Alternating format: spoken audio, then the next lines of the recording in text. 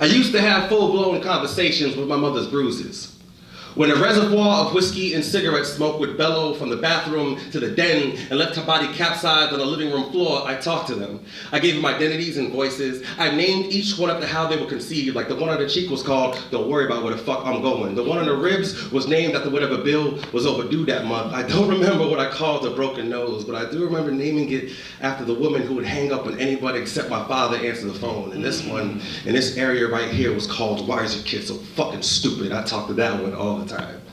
I used to imagine that her bruises and my welts were related, but now they were just friends, connected by the epithets. My welts weren't as talkative as my mother's bruises, but they definitely had a mouth, always keep me up at night, babbling about how my mama loved her bruises more than she loved me, and I loved them, but we all loved our father. We oftentimes argued of which one of his hands was more affectionate. Jealousy was the weeds that grew between the screws of the doorknobs of our closets, and my childhood is the crawl space between two people who forgot to hold each other without leaving a mark. And my mother's skin is a cemetery where my father buried his affection. And her bruises taught me everything I need to know about masculinity, about silence, about devotion, about love, about love, about love, about love. My mother's bruises taught me everything I need to know about love, and that's pretty fucking frightening if you think about it. I was never taught how to hold anything softly. I was never taught how to let go like my ex-fiance.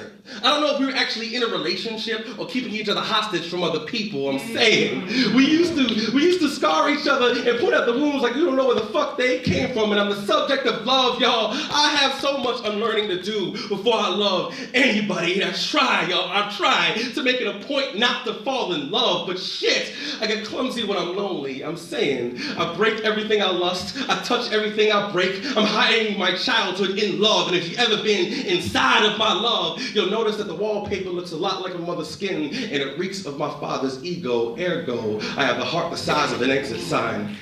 They say that my hugs feel like a revolving door.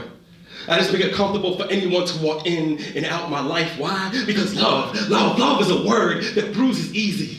As many times as I let it rain out my mouth, it should look like a storm cloud or the floorboard of a flame that wants to be more than a way to get through the night. I've used love to get through the night, and it's not fair to anybody. And y'all, if I've learned anything from my parents, it's that hurt should never tailgate love. Love with your inside voice. Scars could be leashes no matter where you leave them. Hurt people, and there's no right way to love an exit wound. If I've learned nothing from my parents, is that the bullet and the target make the perfect couple. They both destroy each other at the end.